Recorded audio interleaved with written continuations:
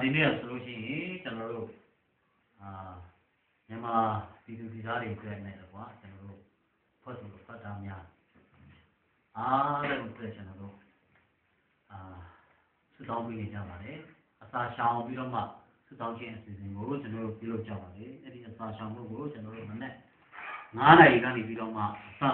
ပြီးတော့မှဒီအစာရှောင်စုတောင်းစည်းဝေးအစီအစဉ်ကိုကျွန်တော်တို့ပြုလုပ်နေကြပါတယ်စုတောင်းစည်းဝေးပြုလုပ်နေကြတဲ့အချိန်မှာမနေ့9 နာရီရောက်တဲ့အချိန်မှာကျွန်တော်တို့လူပြည်အဖွဲ့ရဲ့ case worker လူစားကလာပြီးတော့မှကျွန်တော်တို့ကိုထောက်ပံ့ခြင်းမိတို့ရဲ့ထောက်ပံ့ခြင်းကိုလာယူပါလို့လာခေါ်ပါတယ်အဲ့ဒီမှာကျွန်တော်တို့အထက်ကနေစကားတက်တဲ့လူ3 ယောက်မက4 ယောက်တော့ကျွန်တော်တို့4 ယောက်ပါဆိုလို့ရှိရင်သူတို့ရှိကိုသွားပြီးတော့မှကျွန်တော်တို့သူတို့ကိုသွားပြောတယ်ဒီထောက်ပံ့ခြင်းကိုကျွန်တော်တို့မယူသေးဘူးเนาะဒီထောက်ပံ့ခြင်းမယူခင်သူတို့ရှိရနေလူကြီး3 ယောက်နဲ့အရင်ဆုံးတွေ့ပြီးတော့စကားပြောချင်တယ်ပေါ့။ဘာစကားပြောချင်လဲလို့ပြောလိုက်တာကျတော့ကျွန်တော်တို့ဒီထောက်ပံ့ခြင်းကိစ္စနဲ့ပတ်သက်ပြီးတော့ဟောဟာချက်တွေနဲ့နောက်ပြီးတော့မရှင်းမလင်းကိစ္စတွေနောက်ပြီးတော့ထောက်ပံ့ခြင်းဆိုလို့ရှိရင်အရင်ကပြောထားတဲ့အတိုင်းမဟုတ်ဘဲနဲ့နည်းနည်းရော့နေတဲ့အတွက်ကြောင့်အဲ့ဒီကိစ္စကိုရှင်းလင်းစွာနားလည်ခြင်းတဲ့အတွက်ကြောင့်ကျွန်တော်တို့ဒီကိစ္စကိုအရင်ဆုံးရှင်းလင်းမှဒီထောက်ပံ့ခြင်းကိုကျွန်တော်တို့ယူမယ်လို့ကျွန်တော်တို့ကသူတို့ကိုပြောတယ်ဒီလူကြီး3 ယောက်နဲ့ဒီကိစ္စအရာအတွက်ဒီထောက်ပံ့ခြင်းကိစ္စအတွက်ဒီမရှင်းမလင်းကိစ္စနောက်ပြီးတော့ပွားချက်တွေကိုအရင်ဆုံးစကားပြောပြီးမှကျွန်တော်တို့အဲ့ထောက်ပံ့ခြင်းကိုယူမယ်လို့ကျွန်တော်တို့ကိုပြောထားပြီးမှကျွန်တော်တို့စုတောင်းစည်းဝေးမှာပြန်လာပြီးတော့မှကျွန်တော်တို့အစာရှောင်စုတောင်းစည်းဝေးကိုဆက်လက်ပြုလုပ်နေပါတယ်အဲ့လိုဆက်လက်ပြီးတော့မှအစာရှောင်စည်းဝေးကိုပြုလုပ်နေတဲ့အချိန်မှာMichael Solomon ရှိကနေပြီးတော့ဖုန်းလာပါတယ်ပေါ့ဒီရဲ့ဖုန်းကိုဆက်လာပါတယ်ပေါ့အဲ့ဒီအချိန်မှာဒီရဲ့ဆိုလို့ရှိရင်တော့အစာရှောင်စုတောင်းခန်းထဲမှာရောက်နေပါတယ်အဲ့ဒါကြောင့်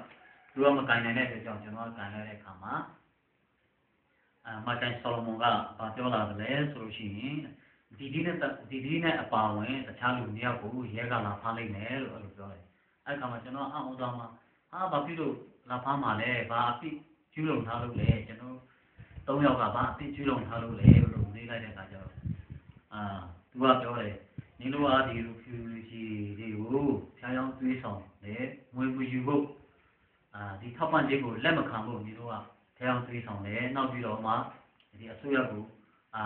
ပြောဆိုတယ်ပုတ်ခတ်ပြောဆိုတယ်လို့သူတို့ကအဲ့လိုဆွဆွဲမှရဲတွေကနင်တို့3 ယောက်ကိုလာဖမ်းတယ်လို့ပြောပါတယ်အဲ့လိုလာဖမ်းတယ်လို့ပြောတဲ့အခါကျတော့လေကျွန်တော်တို့ကဘာမှပြင်မထားတာလည်းမဟုတ်ဘူးဘာမှရန်သူမှုကျူးလွန်ထားတာလည်းမဟုတ်ဘူးသူတို့ကလာဖမ်းမယ်ဆိုတော့ကျွန်တော်တို့ကလည်းဘာမှကြောက်ရွံ့တာလည်းမဟုတ်ဘူးဆိုတော့ကိုကဘာမှပြင်မထားတာလည်းမဟုတ်ဘူးရန်သူမှုကျူးလွန်ထားတာလည်းမဟုတ်ဘူးနောက်ပြီးတော့ဘု து ကောင်မှကျွန်တော်တို့3 ယောက်ကသွားပြီးတော့မြူဆွဲတာလည်းမဟုတ်ဘူးပတ်စံမယူဖို့ထောက်ပံ့ခြင်းမယူဖို့မြူဆွဲထားတာလည်းမဟုတ်ဘူးကိုရဲ့စံသားနဲ့သူကိုရဲ့ဆုံးဖြတ်ချက်တိုင်းလှုပ်ဆောင်ကြတာဖြစ်တယ်ဒါပေမဲ့ကျွန်တော်တို့3 ယောက်ကလူအားလုံးရဲ့ကိုစားကျွန်တော်တို့3 ယောက်သွားပြောပြတာပဲရှိတယ်ဘု து ကောင်မှဖျောင်းခဲ့တာလည်းမဟုတ်ဘူးအဲကြောင့်လို့လာပြောလိုက်ခဲ့တဲ့ခါကျတော့အဲ့ဒီအကြောင်းကိုကျွန်တော်တို့နေချင်းအားလုံးကိုပြောပြတဲ့ခါကျတော့အားလုံးအော်ပြီးတော့မှနည်းနည်းတော့အော်ကြတော့အဲ့လိုအော်ပြီးတော့မှရဲတွေလာဖမ်းပြီဆိုလို့ရှိရင်လည်းကျွန်တော်တို့အားလုံးအတူတူအဖမ်းခံမယ်ဆိုပြီးတော့မှကျွန်တော်တို့တငယ်ချင်းအားလုံးကအဲ့လိုအဖမ်းခံဖို့ရအစင်သင့်ရှိနေကြပါလေပေါ့ကျွန်တော်တို့38 ယောက်39 ယောက်တို့ refugee အားလုံးကအတူတူကရဲတွေလာဖမ်းလို့ရှိရင်အတူတူကအဖမ်းခံဖို့အစင်သင့်ရှိနေကြတယ်ပေါ့ဒါကြောင့်ကျွန်တော်တို့ဘာမှမစိုးရိမ်ဘူးဆိုတော့ကျွန်တော်ဘက်မှာအသက်ရှင်တော်မူတဲ့ဘုရားသခင်ရှိတဲ့အတွက်ကြောင့်ကျွန်တော်တို့ဘယ်မှုမှမစိုးရိမ်ဘူးဘုရားကကျွန်တော်တို့နဲ့အတူရှိတယ်ကျွန်တော်တို့မမားဘူးဆိုတော့ဘုရားသိတယ်ကျွန်တော်တို့တငယ်ချင်းအားလုံးတည်းသိတယ်အဲ့ဒါကြောင့်ကျွန်တော်တို့ဘာဘူးမှစိုးရိမ်ခြင်းမရှိဘူးကျွန်တော်တို့အတွက်ဆုတောင်းမှုပါဒါပဲကျွန်တော်တောင်းခံခြင်းပါတယ်အားလုံးကိုဘုရားသခင်ကောင်းချီးပေးပါစေကျွန်တော်တို့အနေနဲ့သူတို့ကိုစောကောင်းမောကပြောချင်းဆိုရတယ်ကျွန်တော်တို့ကဒီပတ်စံကိုလက်မခံဘူးလို့လည်းကျွန်တော်တို့မဆိုလိုပါဘူးအရင်ဦးဆုံးဒီတက်နာလေးကိုပေါ့နော်ရှင်းရှင်းပြီးမှကျွန်တော်တို့ညီနိုင်နဲ့လုပ်ပြီးရင်ဒီပတ်စံကိုကျွန်တော်တို့လက်ခံပြီးလုပ်ပဲ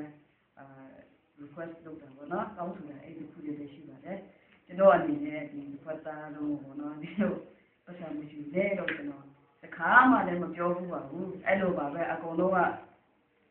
ကိုယ့်ရဲ့ rights လေးတွေပေါ့နော်ကိုယ့်ရဲ့rights တွေရှိတယ်ဆိုတော့ယူချင်နဲ့ယူမယူချင်လည်းမယူနဲ့ဒါပေမဲ့ကျွန်တော်တို့ကဒီရိုမီနီအောင်ရောက်လာတဲ့မြန်မာနိုင်ငံဒါတွေကလက်ပစုပ်စာပဲရှိတယ်ကျွန်တော်တို့စစ်စစ်လုံးလုံးနဲ့ဖြစ်စေချင်တယ်ပေါ့နော်